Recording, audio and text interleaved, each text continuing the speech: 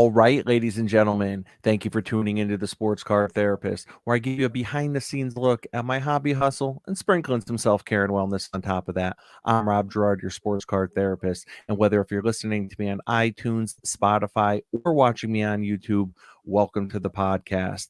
Episode 106, if you are keeping count. Yes, so that means that this is season 3, episode 6. And I am excited to have on a person that's been a frequent guest on this show and someone that I consider a close friend.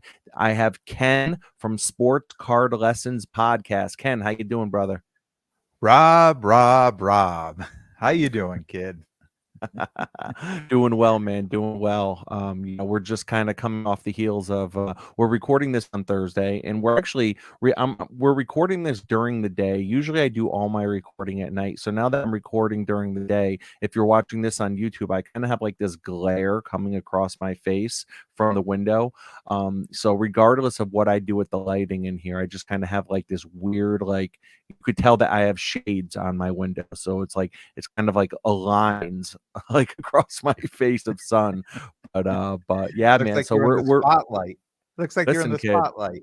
I'm Yeah. in the spotlight, man. It's where I feel comfortable for sure. So we are just coming off heels of the Springfield, Massachusetts show that was at the Mass Mutual Center, the New England Card Show, as it's called. I believe this was the 4th show, and this has turned into a quarterly show. So we just came off the heels of that, So I just want to give a shout out to John from Primetime Sports Cards because, let me just say, John takes care of us. John takes care of us. You know what I mean? And so no matter when prime time is, no matter when the New England Card Show is, as soon as you walk in, typically we are the first table in this massive room that has 300 to 400 tables. We're the first table you see when you walk in. So And that's and the always last exciting. and the last people you see on the way out, Yeah, which man, sometimes definitely. which sometimes is more important than the first people you see coming in.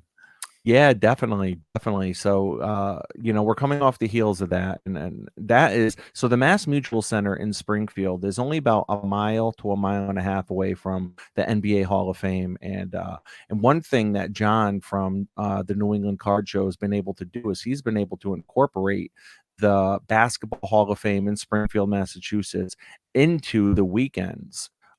So basically every time there's a New England Card Show, every 3 to 4 months or so, that means there's an event happening as well at the Basketball Hall of Fame. And so Saturday after the show, right, we're exhausted. I mean, the show, it was early setup, early people could walk in at 8 customers. So we were there by 6:30, so we're there by 6:30. Fast forward 12 hours later, we're just pulling into the Basketball Hall of Fame. And from 7 to 8, or no, from 6 to 7, sorry, from 6 to 7, I hosted a panel at the Basketball Hall of Fame in one of their I forget, it was like the Symphony Orchestra room. I forget what the name of it is, but it's like kind of like stadium seating on the stage. It was a great time, man. Yeah, it was like a professional setup over there. Everything. And the funniest thing is I think about the Basketball Hall of Fame, and when I talk about it, even on my podcast, going over there, right? I think about people who don't live close by, who live far away, are thinking like, oh my God, the basket. Like if somebody said we were doing this at the Football Hall of Fame, and I here in Connecticut, I'd be like, oh my God, that is unbelievable, right? But we kind of overlook it a little because it's right here in our backyard, right? And then we've got a card show down the street, and then we've been there. This is my second trade night, and the Saturday Night Live panel. I mean, you emceed that. I mean, that was just, you blew me away. You blew me away on that. I was sitting there in awe watching you do this, and I'm like, I've known you for so long, but I've never seen you public speak, right? I see you talk to people at all the card shows, but never in that kind of situation on that platform.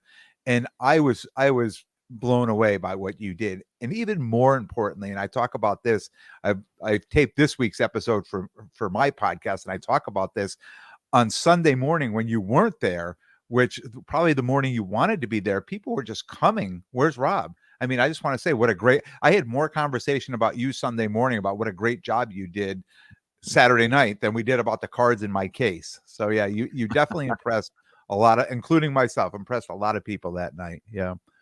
Ken, I appreciate that, man. I appreciate your I'm humbled by the kind words, man.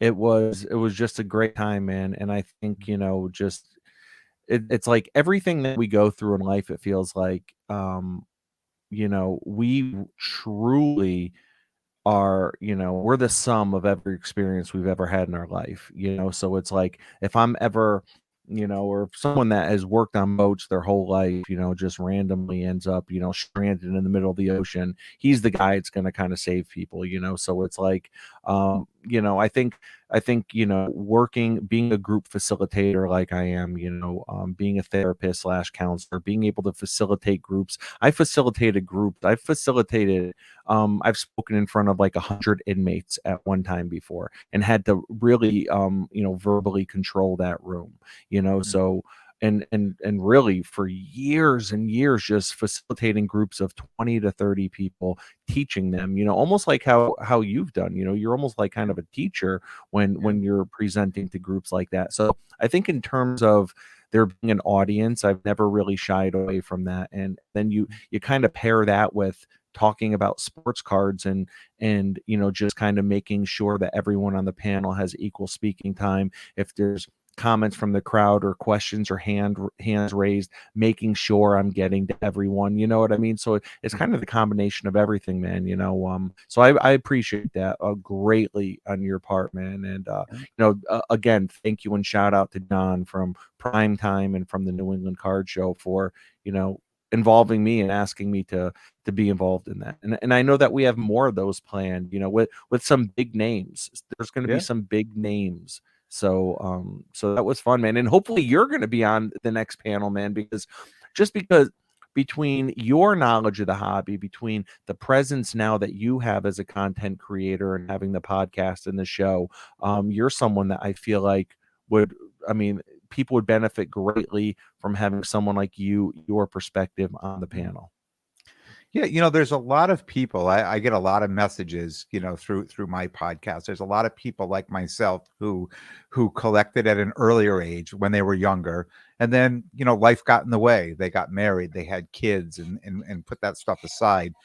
And now they've jumped in the last 2 years, have jumped back into the hobby, and I get messages like this all the time. So there's a lot of people that the information that I have of what I'm doing, um, it's important to them. It's important to find that. And now, a couple people that, I've been talking to all along have now become dealers. They're so inspired by what I've done and what I Yeah. talk about. They're getting on the other side of the table now too. So yeah, it makes me feel good that there's a lane, for me and my content out there, that people really appreciate that. Yeah, man, and I think that's so important that if you're gonna do anything in this hobby, right? I mean, if you're gonna collect, you can collect, and you don't owe it anything to anyone, But if you're gonna really take on the responsibility of trying to become a content creator, whether if it's through podcast or a YouTube show, um, I think that it's important that you bring something to the table and that you are somehow helping to move the hobby forward and improve the hobby and find your lane. And if the lane that you're in feels a little congested, take a step back and say, okay, what can I do? And I think, in terms of you're still a young man, but at the end of the day, you're an older gentleman, right? You've retired. You're older than the average content creator, I think is what I'm saying, Yep. and most content creators, and even with that being said, I think I kind of am too, right? I think most content creators are probably in their 20s, maybe early 30s. I'm 39, and I won't say your age. I'll leave that up to you, but It's like but Will Ferrell, right? Back to school. Yeah. exactly, but Get I back at think the game. yeah, exactly. I think it's important though that what you are saying, if you have that platform, I think it's important that what you say resonates with people. Yeah. Yeah. And it's important. It's important, of the information I'm putting out there, right? It's important not only to me, but to the listeners that's receiving this, right? So I want to make sure that I'm combining um, the material from the best experience and just from myself, kind of the life lessons I've learned along the way that I'm putting into the hobby too. Because, jumping in when I did, I see things a little differently than most. If you've been in this hobby all along, you're kind of like tunnel vision, right? And it's like anything, whether it's a sport, it's a hobby, it's anything. If you've been in it for so long, you almost get tunnel vision. You almost say, this is the way things are supposed to be and this is the way they should be. But when somebody jumps in late and sees things a little differently, I think it's important for someone like myself to say, hey, I'm viewing this a little different, I'm doing this a little different. Sometimes it works, and I'm the first one on my podcast to say, hey, that didn't work, or that was a bad idea, or I lost out on that one. But it's the lesson, right? It's the lesson that was learned. So if I can say, hey, I've tried this and it didn't work, and I can put it out there. And sometimes, and I talked about this a few weeks ago, that when I jumped in, you told me, Ken, don't get in breaks. Don't rip whack. There were things, not like you shouldn't do it because it's all part of the hobby. But I'm thinking, I want the full experience, right? I Even though I was told don't do this and don't do that, or you shouldn't do this and this doesn't make much sense, I wanted to experience everything. So now I can come back and create content for it and say, hey, it worked or it didn't work. Yeah, yeah, definitely, man. And I remember listening to that episode, and yeah, I can remember definitely having those kind of conversations, and people have taken me under their wing and really let me bend their ear, get their stories, get their opinions on where they went right, where they went wrong. And I'm kind of, we're all kind of unique in that way, Yeah. and they, you know I think about me being a counselor, and I've worked with so many coworkers over the years that have been clinicians, and every clinician I look at, I take a little bit of what I like from them. I take a little bit of that style, a little bit of this style, a little bit of that, and then before you know it, you have a completely unique individual looking at yourself in the mirror that has just taken a lot of different styles and kind of evolved it into their own. And I think that's what happens in this hobby as well. Hmm. Definitely. And one of the most important things that I find that I get from this hobby and from my content is the messages I get from people, is seeing people at these shows and they come up and say, hey, I love the content. I love when people come up to me. It happens at every show when someone says, hey, I just listened to this week's podcast on the way to this show. To me, that's just, it's unbelievable, because when I get in the car and I have to go somewhere, I want to Yeah, consume content, right? So when somebody yeah, else is doing it with my content, I mean, I just think yeah. that's amazing. Totally agree, man. Yeah. So yeah, let's get into the Springfield show. We're gonna talk about the Springfield show. We have the big show at Hofstra coming up in about a week and a half. After that, we have some New Jersey shows, some New York City shows. So let's Yeah. talk about it. So what were your big takeaways, do you think, from Springfield? This is the fourth Springfield show. This was a 2-day show, Saturday and Sunday. And then afterwards on Saturday night, they had multiple events. There was the panel discussion that I emceed, and then right after that, there was trade night at the Hall of Fame, which is amazing. Yep. So talk to me about your big takeaways overall from the experience. So I always say, know the show, right? So Springfield, we've done this a number of times, and the show always kind of feels the same. And I knew going into this show, the thing that I on my table that worked well for me were my singles and discount boxes. So I spent a good amount of time before the show creating these boxes so I could lay them out. Now I have my cases, I have my cards that I put in there. Um, I feel at this show there's a lot of people looking for a great deal. Um, Isn't and that when every I show though? it is every show, but this show, it just seems like there's a lot of tables, and the room is so spread out. And this is the best I can describe it. I think there was 300 to 400 tables, right, at this show. That's a Yep. big room and it's spread out. And then you notice you're getting a lot of dealers coming to your table, as well as attendees at this show. And this was a lot the same thing at the East Coast National, was the same kind of vibe at the show. But when I go back, knowing the show, back to the Hofstra show and the last shows, not many dealers at the table, because they don't want to leave their table, because there's a lot of there's a lot happening. So the people coming to buy are coming to buy at those shows. And here there's just I don't know if I'm explaining it correctly, but that's Well, I the think when vibe. there's more downtime, right? When there's more Yeah. downtime, when there's less attendees, I think dealers have time to kind of walk away and walk the room a little bit. Is that what you're saying? I am. I mean, I had people come to my table, and you know, I've talked about on my podcast that I am buying cards under comps, and I am putting in my case just at or above comps, because I want to sell the cards. I'm going there to sell the cards, and I expect people want to buy them at comps. And when somebody comes and says, I can't buy that. If I buy that card at this price, I can't sell it and make any money. And wait, what? That's my job. My job is to sell the card and make some money. I've done all this work. I put all this work in, to find this card below comps so I could sell it at comps. I can't sell it to you below comps, right? So that's kind of where I'm coming at. It's like, if I need to put all this work in, I'm the dealer. I'm putting my work in before I get here. And I understand you as an attendee, you're putting your work in, but if you've got too many tables and not enough attendees, though you're never going to sell things at comps, or very few things at Wow. comps, because people are going to agree. There are dealers that are going to agree to sell these cards, that same card below comps, because they need the sale. Yeah, and I think that's a big part of the reason why sometimes dealers just don't do deals with dealers.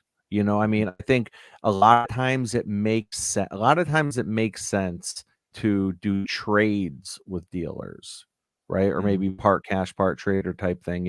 It's same thing conversation we're having like when the market's down. It's like when the market's down, it might not always make sense to sell, but it makes sense to either buy or trade, because if everyone's cards are down, we're still on a level playing field kind of thing. But no Yep. one wants to sell for a loss. Yep.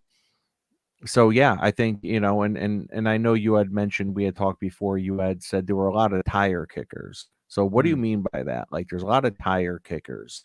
I mean, people will come up and start negotiating, but never really make a solid offer. Never make an offer on a card. They'll come up and they'll see my Brady Bowman Chrome, and they'll see the price on it, and they'll be like, what's the best you can do on that card? And I say to everybody, you have my price. If you want to make me an offer, feel free. Well, I don't know. What do you think? What was the last comp on it? You're throwing the ball back into my court again, right? And I said, well, I'm not sure. Why don't we look it up? Like that type of thing. And then you go through this, and then they'll say, oh yeah, I see one here at 3,400 or 3,300. All right, thanks. And they walk away. To me, that's a tire kicker. Like we've discussed the card, you looked at my price, you looked up a comp on it, and now you never even made an offer on it, even though we've agreed that was the comp, the actual comp on the card, and then you've walked away. You've never made an offer. So I'm not sure if you were ever in the market to buy that card, or you saw that card and you were curious, is that the correct price or not the correct price? But if I went through all that, and then you said to me, well, the comp on it is 3,400. Would you take 3,300? Or would you take 32 or 3,250? To me, that's an offer. Like, this person has the means to buy that card with that much cash. So now you're not a tire kicker anymore. But if you're never offering me anything on the card and you're walking away, to me, that's a tire kicker. Yeah, and it's almost the equivalent, I think, of someone looking on eBay and putting in a bid on a card that they know their bid's not going to win, but it's just their way of kind of getting that little rush of making a quick bid. Mhm. you know, Yeah. and you know, at the end of the day, I guess you can't really blame anyone for doing that, right? I mean, I'm not advocating that, but that comes with setting up. You know, that definitely comes with setting up and you know, having the tire kickers and I know that, you know, there's in the past I've had guys I'm like, here's another tire kicker, even though I might not have used that phrase in my head, but here's another tire kicker. And then within 15 minutes, they're buying a 10K card from me. Yeah. You know, so, you know, and I've heard you deal with people. You always deal with people respectfully. You're never disrespectful, or you're never the grouchy old man behind, you know, the table or anything like that. But I think that's important for people if you are setting up to know, like, treat everyone like they have money.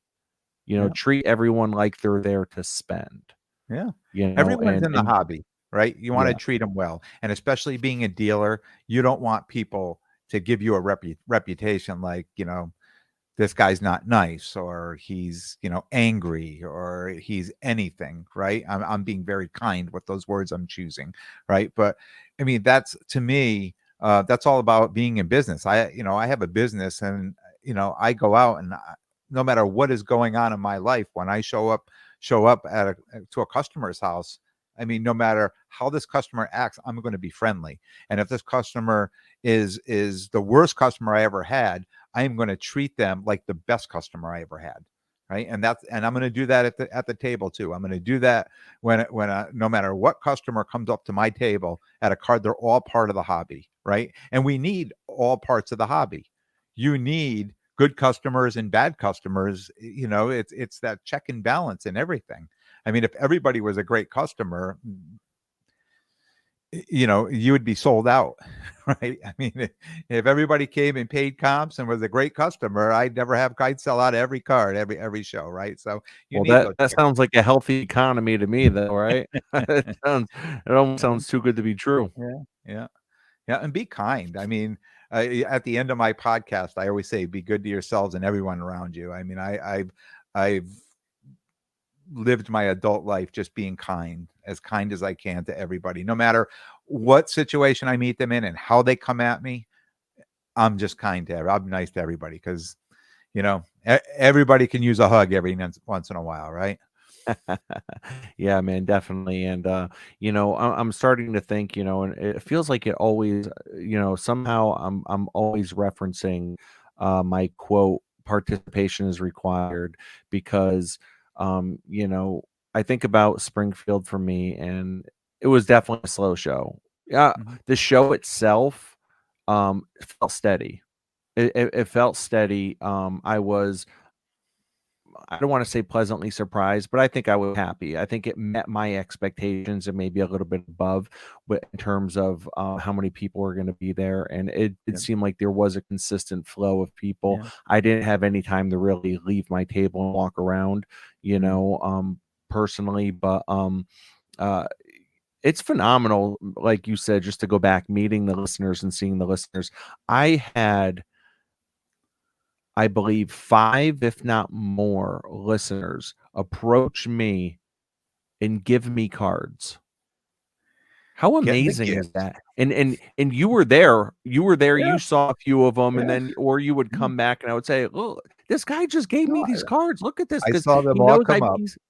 what Yeah, was I that? saw them all come up. I was part of it, and I was in awe, just watching, the people come up and, yeah, That's and amazing, man, and bearing that gifts. Yeah. listen, when if you come bearing gifts, man, and the thing is too, what that's really cool is it's not like they're just like walking up to me and giving me like a Justin Herbert card. You know, they're walking up to me and they're saying, "Hey, listen, I know you PC the Giants. Here's a second year Lawrence Taylor slab." You know, and I'm like, "What?" You know, I had someone give me 5 John Stockton cards. I had another guy who knows that I love vintage, and it was our first time meeting. I've never met him before. And I guess he's a big collector of card art, right? I'm not a card art guy, but I know there's a lot of talented people out there, a lot of talented people. So he came up and gave me a custom piece of card art of a vintage player, and it was signed on the back by the artist. And it was just like, so the gifts are very thoughtful gifts, and so I just want to say shout out to anyone that has done that, and just know that regardless of what the card is, it will always stay in my PC forever. That's a card I will never ever move, and it's just unbelievable, so to be able to, so the participation is required part. If I was not at shows setting up, I wouldn't get to experience that. I wouldn't get to see listeners firsthand.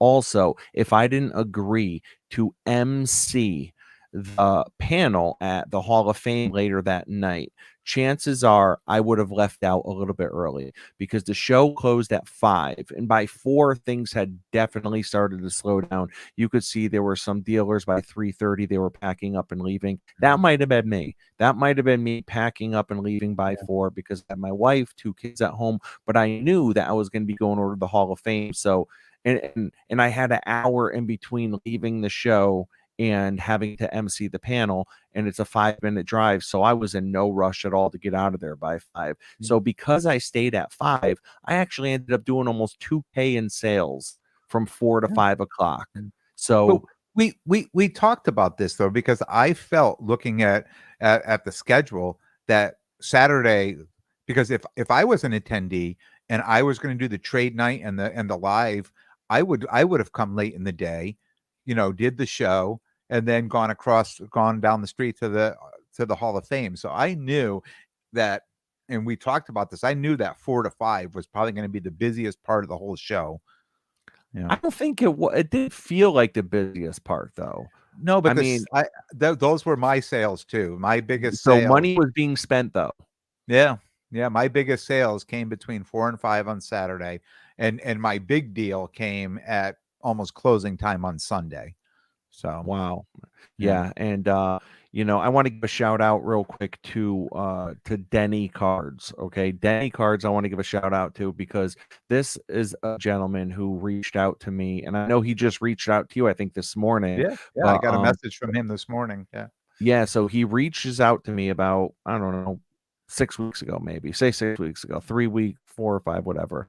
And he says, "Hey man, just came across your podcast. Love it, love your style. What I'm going to do is I'm going to start from episode 1 and I'm going to completely binge all episodes." And I've had other people reach out to me before and say that, and I'm like, "Oh my god, that's awesome! Like, thank you so much, man. I appreciate you." I always say to people in my DMs, I say, "If you keep listening, I'll keep talking. I appreciate it, man." And but rarely have I ever had anyone continue to follow up with me the way that Denny Cards has followed up with me. I mean, I feel like every 2 to 3 days, he's asking me follow-up questions about, like, in episode 23, you said this. What did you mean? In episode 47, you said this. What did you mean? And so last night, I posted on my Instagram a picture of 2 Hulk Hogan cards that I have now. That I have matching cards, the blue and the yellow, autographed together. And he comments on there, "Hey, I'm at episode 70 now." And he just started listening a few weeks ago. "I'm at episode 70. I can't wait to hear the story. I'm almost caught up. Can't wait to hear the story how you got the Hogans." Then he DMs you this morning, right? And what Yeah. did he say? And I was on episode 73. Interview was on episode 73. And he said he just finished episode 73. He loved the episode. He loved hearing me. And when he was done binging yours and caught up, he was going to go back and start binging mine. Yeah. Oh, that's So awesome, man. yeah. And so the reason I bring that up is because I could remember in previous episodes talking about, you know what? Participation is required, and some of my biggest deals, some of my biggest days in sales have been the days where I go and I arrive early and I set up early. I can remember going to the Plainville show, Plainville, Connecticut, right? It's a local show, a nice show. It's a great consistent show. Shout out to Alex and Cliff, the promoters of the show. And I could remember getting there nice and early. It's 40, 45 tables there. And I got there super early. And I remember I was filming it too. I filmed my setup and stuff. And I made 3K in sales to other dealers before the doors even opened. And it wasn't just one deal, it was multiple deals, multiple sales. And in the background on this YouTube video that I filmed, you can see as I'm closing out like 3K in sales, the guy who was set up next to me, like beyond me, he was still just getting there, unpacking, setting his stuff up. And I remember looking in the camera and saying, see, this is why you get here early. You Yeah. get here early because the deals happen before the doors open. But with Yeah. that being said, I think a lesson that I learned, a couple years into the hobby, I'm starting to learn that maybe you don't always just dash an hour before the show ends because you want to get home early. Because in Springfield, I did 2K in the final hour. Mhm. Yeah. I've learned that on the second day on Sunday shows for whatever reason, um, shows that you don't stay for. You're there Saturday and you go home. Now the Hofstra show, and the Autograph Fest was another Sunday show that late in the day, usually like after 12 or after 1 o'clock on a Sunday, all of a sudden, like I just start getting all these sales. So when we talk all the time, where I'm like, I really don't want to give up my Sunday, but I think I'm going to stay there for Sunday. So and I kind of feel that my Sundays end up being like big things happen to me on Sunday. Even this past Sunday, going back to the Springfield show on Sunday, I ended up acquiring the biggest card right now that I have in my case. I acquired that on Sunday afternoon, last deal before I packed up and left. And I was, probably, I would say I think the show went to 4 o'clock. By 2:30, I think probably about 30 or 40% of the dealers had left. And that's when I, made this deal. So again, just like you're saying, if I would have said, oh, 1 o'clock, I'm done, I'm just going to pack up and go home and watch football, I would have missed out on this deal. So yeah, there's a Yeah. lot to be said when the dealers are leaving. If you stick around, that, good things could happen. And even showing up Definitely. early too. I've learned that from you. I mean, how many times did we meet for a last show at 4 or 4:30 in the morning Oh, at the rest area, right? And now how many people are getting started that early in the morning to go do, a whole day till 5 or 6 o'clock at night on a Saturday? I mean, those are long days, but I think they certainly paid off. yeah, absolutely, man. Absolutely. So yeah, so I think moving forward, Springfield definitely had some great dealers. There was some good traffic. Um, like you said, maybe too many dealers. I'm not sure. Does it need to be a 2 day show? Not sure about that. But I do love the idea of having that big show in Springfield at Mass Mutual with the NBA Hall of Fame afterward. Mm, It's a mile apart from one another. It's yeah. a no-brainer. And Mhm. and once again, man, I gotta tip my hat to John from New England Card Show Prime Time, because all this basketball Hall of Fame stuff, I mean, it's free entry. It's Yeah. free entry to get in when he's doing some sort of event, whether if it's the panel discussion or the trade night. And he's paying money to have that space. The Hall of Fame isn't just donating their space, so he's coming out of pocket Yeah. to make sure that the New England Card Show is Yeah. become something big. And listen, I'm Yeah. not a paid sponsor of his, Yeah. because I think we've both just sat here and talked about how there's probably a couple things that can be improved on, right? And a Yeah. couple things we Yeah. liked and didn't like. But at the end of the day, I mean, it feels like he's really trying to build something here, Yeah. He's sticking with it. locally. Yeah, Yep. He's yeah, sticking with it. definitely. He's building on every show. It's getting better and better. And two things: that Saturday night stuff was well traveled. The trade night was well attended. The Saturday Night Live was well attended, and people really liked that. Yeah, I agree. Could probably be wrapped up in one day, um, in a 1 day show, but again, big sales happen on Sundays. So, that's up to John's discretion. And the one thing I like about John is he takes care of everybody. Uh, if you have an issue, if you have a problem, if you have a question, he's always available. He's always there. You go to a show, you always see John. John is walking by the table 100 times a day. He's going here, he's going there. He is involved. He's participating in every single thing that's going on. And I think that's an important for a promoter to be completely involved in everything that's going on. Yeah, without a doubt, man, without a doubt. So moving forward, we have Hofstra coming up, and Hofstra is going to be on, is it the 15th and 16th of October? Uh, 16th and 17th, I think. Okay, Saturday, I know Sunday. it's Saturday and Sunday, right? Yep. I know it's Yep. Saturday and Sunday. Yep. So, um, nope, 15th and 16th. So it's going to Oh, be it's October 15th. 15th and 16th. Okay. Every time Hofstra puts on a show, these guys that put on the Hofstra show in the East Coast National, I mean, they're not new to this. They know what they're doing. They pull out all the stops. They go all out. I know Eli Manning is going to be signing there. Lawrence Taylor's always there.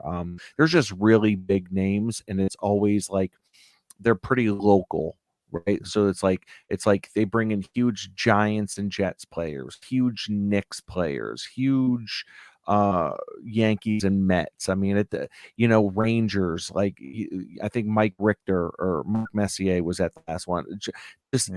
They know what they're doing, and these Hofstra shows are always mobbed.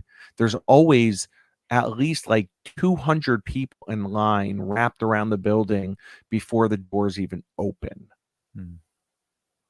Just a great show. And if you remember all the way back, that was my very first show.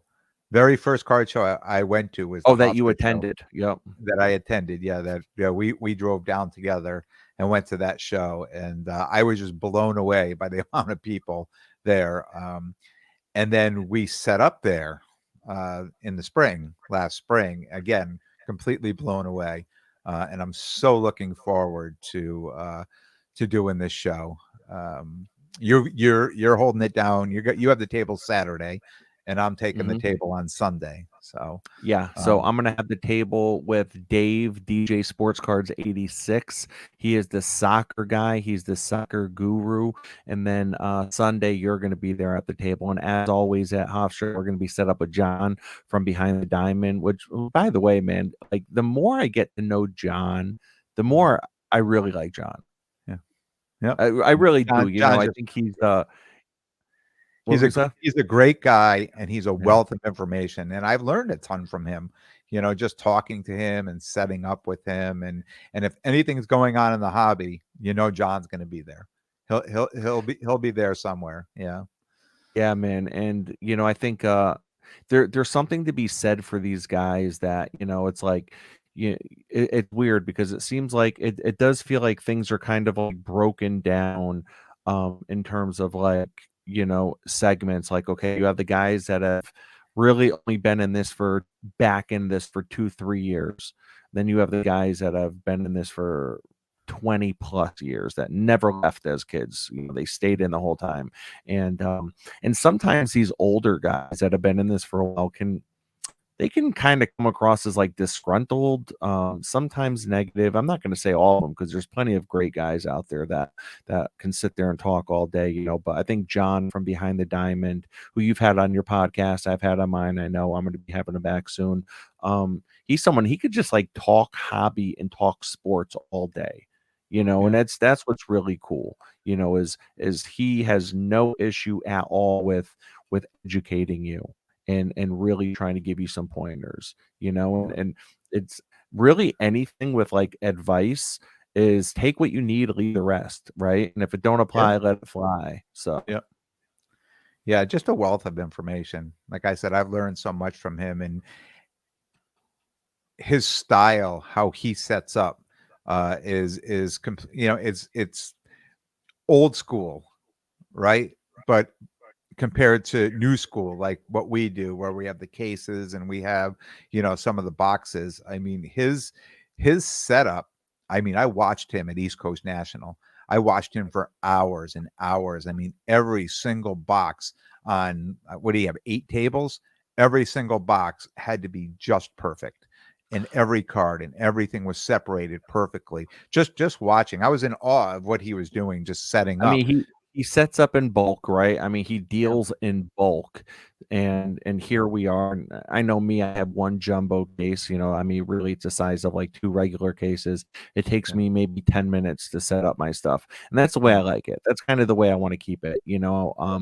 But John, I mean, I think I've talked with him before, and he's talked about how it takes him about 2 to 3 hours to set up More than that. everything. Yeah. Yeah, Yeah. more than that for sure. Yeah. Yeah. So it's Yeah. like, he's got to get there early and he's got to make sure everything's set up just right. And yeah, so I think this kind of leads to the discussion of just you are who you hang with. And I think that just in life in general, it's the same thing with the hobby, right? When you are hanging around or consuming content that is either negative or geared toward investing, or, the hobby is going down, run now, kind of thing, that's the mentality we can kind of get caught up in. Yeah. So it's definitely important, I think, to have at least build a circle, right? Like build a wolf pack, form a wolf pack, and start a group chat, Mhm. right? That's really what we did, right? So I started the wolf pack group chat probably about 6 to 9 months ago,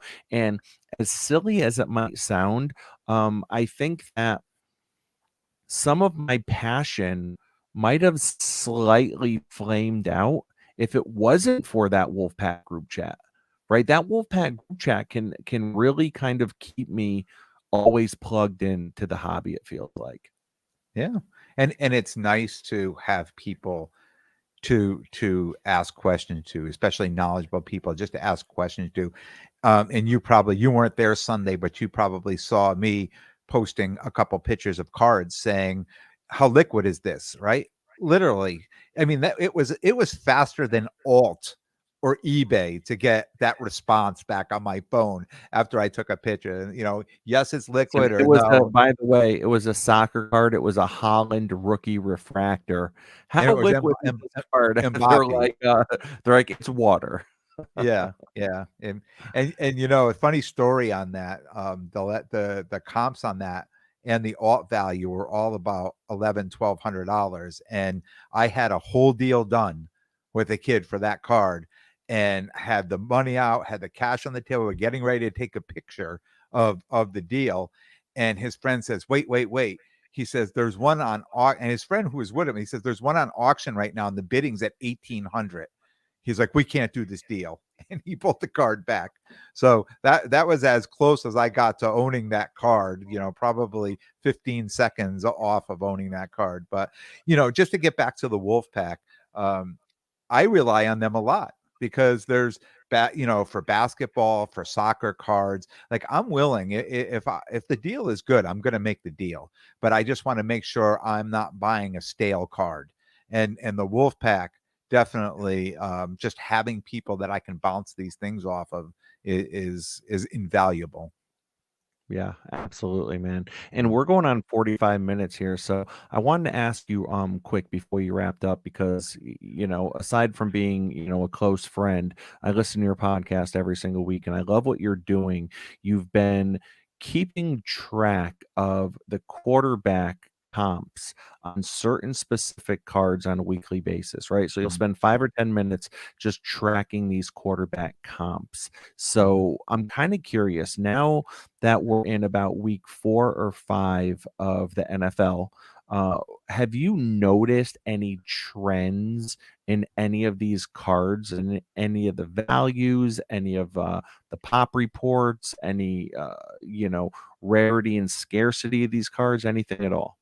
Um, some one thing we talked about when I jumped into the hobby the previous year when I bought up a lot of football, and then football season started and the values of these cards all came down. And I talked about this on the podcast through the spring and the summer, that the bulk of those cards I want to try to sell, because I know that the values are going to start to come down during football season. So interestingly enough, no matter if a guy's playing well or not, his prices have been coming down unless his prices, dropped before the season. For instance, like a Zach Wilson who got injured in preseason. So right now, his card had dropped a lot before the football season even started because of his injury. But now I start to see him coming up. I see the Mahomes cards, they want to come up. I mean, they they want to come up there. They come up, drop down, come up, drop down. And I think that really just is because people are thinking, oh, the hobby is crashed and I just want to sell a card because I need money, or for whatever reason somebody's selling a card well below comps, and I think it drags it down. But I think the Mahomes cards, um, they're starting to come up. Interestingly enough, is that the the Brady card. So Tom Brady Bowman Chrome, and I listed cards out that I actually own, right? Because I would be doing this anyways on a weekly basis just to see where these cards are.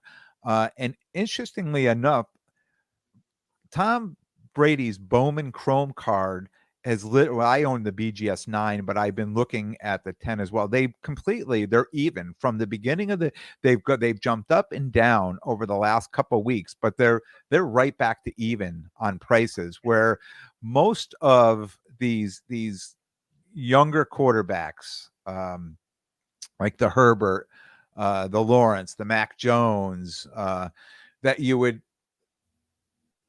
hope, and a lot of people invested a lot of money in it, you would hope that they would be up. A lot of them are down. I mean, they've just come down, and Mac Jones has been injured, and we know. Like, I have a ton of Mac Jones cards. With his injury now, his prices have really nosedived, and now it's going to take a lot for him to come back and play superior. I think for just to start bringing some value back to those cards. But you would think like a Josh Allen, the way he's playing and favored to win the Super Bowl, you're like, oh, I mean, this guy's, he's what everybody's looking for. But the value, when you look at Card Ladder and you look at all the values, aren't showing how well he's playing and how much people are looking for those cards. There's the values of them have not gone up as far as I thought they would come up, and as far as I think anyone else would come up. Like, people come to my table, and I have a Josh Allen, a PSA 9 or a PSA 10, and we start talking about the value on it, and you would think a card like that, could be selling in the $1,300-$1,500 range, and he's playing well. And then you're looking up comps and they're selling at $850 and $900. Just, to me, that's still very low. And I think most people think that. That's why everybody's buying it right now. They think, hey, Josh Allen, if this is going to be the comp, I'm just going to keep buying these cards because I think they're low.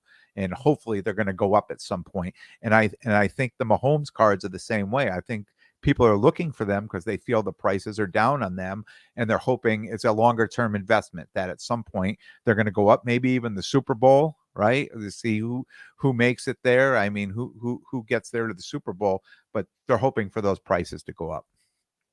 Wow, yeah, man. And you know what? You said so much there that I want to comment on. But one thing I want to just mention that I want to backtrack on real quick was you almost getting that Holland refractor, right? That Holland refractor came up and there were comps right around 12, 1300. And then last second, his friend said, whoa, whoa, wait a minute, there's an auction and this one's up to 1800. What I would say is this: I would never go by what an auction is at, because there's only go by verified sales, because all it takes is him to shill bid that card up, because that's what people do. If I own a Holland refractor and I see another one is up for auction, guess what? I'm going to throw a $2,500 comp on it, knowing damn well it's only a $1,200 card. That way, when I go to a show, I can show someone that, and hopefully Ken then says, well, it's up to 1800. You know what? I'll give you 1800 for it right now. And then he's okay. I'm not saying that kid is the one that was shilling it, but unless it's a verified sale, I would never use that. So I'm glad to hear that you didn't pick that up. And then also, just as far as these quarterback prices go, I think it's fun to play. I could speak for myself personally. It's fun to play in that 500 to like 3 to 4K range with cards. But when it comes to, I mean, even at that range, you can use this analogy. But with some of these bigger cards, it really does feel like people are playing the hot potato game. And I touched on it briefly on last week's podcast. Sometimes I think like the same reason why people are tire kickers, is they just kind of want to get that rush real quick of feeling like they're flirting with making a big purchase. It feels like even playing the hot potato game, someone will move, 30K worth of product or 30K worth of cards or 15K in cards and 15K in cash and with $30,000 Tua, just praying that someone wants it from them. And they might hold it for a couple weeks. And you know what? If they can get 30K out of that, like literally break even, a lot of times it's almost like a relief. They're like, oh, at least I got my money back out of that card. You know what I mean? So it's really playing the hot potato game. And eventually someone gets stuck with the hot potato. Yeah. And you just hope that it's not one person. And I actually mentioned this. I discussed this briefly at the panel discussion at the Hall of Fame, but you just hope that if someone's going to lose money on a card, you hope that it's not one person shouldering the entire loss. You hope that it's kind of like a cascading type thing where, one person loses $1,000, the other person loses two, next person, you don't want one person just to take a massive loss on it, because that's what's going to happen with a lot of these cards, because eventually the idea of a Joe Burrow or the idea of a Justin Herbert, eventually, as the years go on, they end up turning into Russell Wilson. Yeah. Yeah.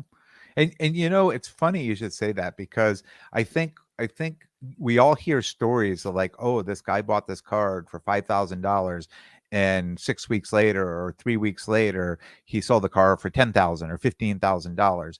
But for every time I hear a story of that, I probably know there's 1,000 stories that somebody bought a card for $10,000 and couldn't move it at 5,000.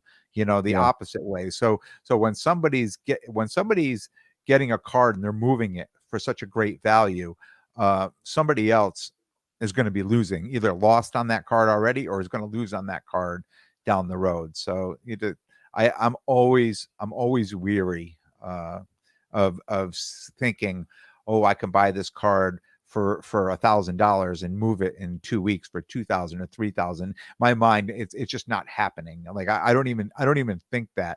I'm thinking if I buy this card at 1,000 and I can sell it at 11 or $1,200, I'm excited, and that's where I want to go. And if I get stuck with it, maybe I have to move it for 8 or 850. If it becomes stale, I haven't got crushed on it, right? So Yeah. Yeah, yeah. absolutely. And we were talking earlier today, and uh, I had said like just recently I'm having some success moving cards on Twitter and moving cards on Facebook groups, whereas before it wasn't really happening. It just didn't seem like things were, but I'm having more and more success doing that. And you said, well, are you making any money? Like, or are you just like taking a loss on these cards? And I said, well, I'm never gonna move a card and take a pounding, okay? But even if I move a card for a slight loss, when I look at it, it's a down market, and sometimes I just might rather have 500 cash than the 575 comp that card's at right now.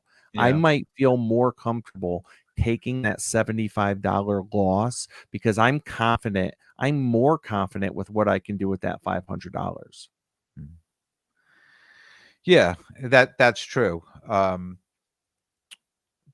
But like, to me, you really have to pick and choose those cards Oh, that you want to definitely. do that to. You no It can't business be can it can't be a succeed business doing that. practice, Yeah, right? yeah. No Yeah, yeah, business will ever thrive yeah, yeah, taking what, like a 15 to 20% loss on every card, you know yeah, what I yeah. mean? But I mean, one of the it's things I was thinking about at Springfield, and I mentioned this in my episode this week, was, when people were making me, somewhat decent offers. Say I had a card, and I'm just going to round figures, had $1,000.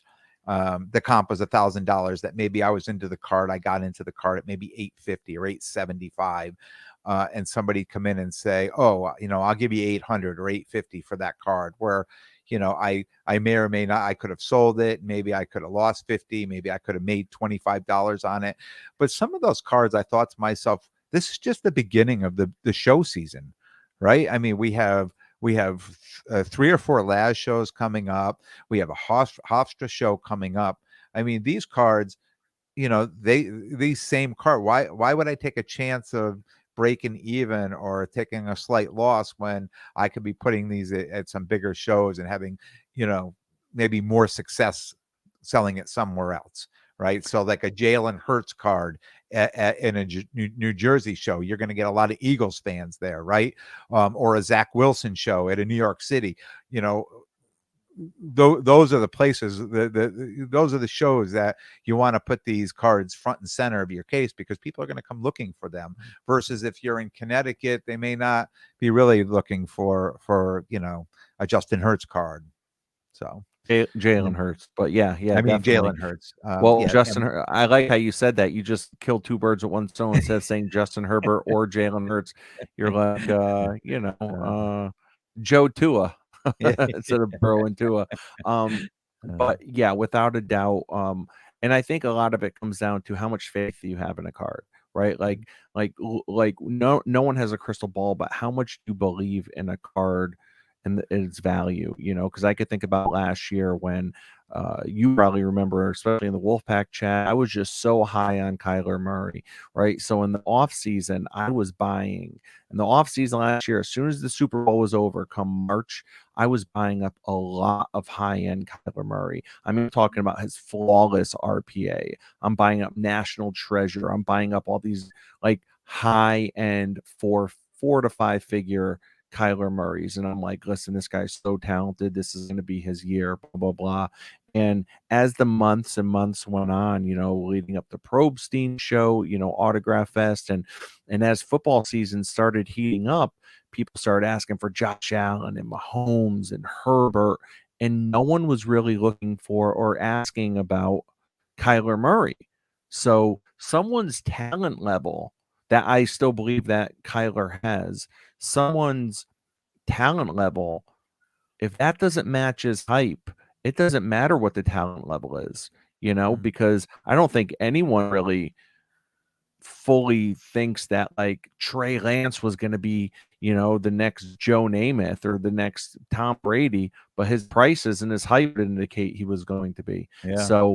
So point being, I ended up having these, Kyler Murray cards in my case and in my possession for a while. And slowly, as time kept on ticking, I started losing more and more faith in Kyler Murray and the hype. So that's when I started saying, you know what? If I have to break even on these cards or even take like a 5 or 10% loss, I might have to do that, because I might not ever get my money, because I know football prices go down once the season starts. So I better abandon ship now. So it's all about like how much faith do you have in the card. Yeah. I took a number of cards last year that I had bought in August, September, that I put in the case and say I paid $500, $600, $700 for, and then their comps were at 200 or 175. I just took a number of those cards and I just put them in a box and put them in the closet, right? And I said, I'll just hopefully come the spring and the summer, hopefully the hype will be back up on these people. And some of them worked out. I was able to get more money back, more money selling them. The comps have come up on it.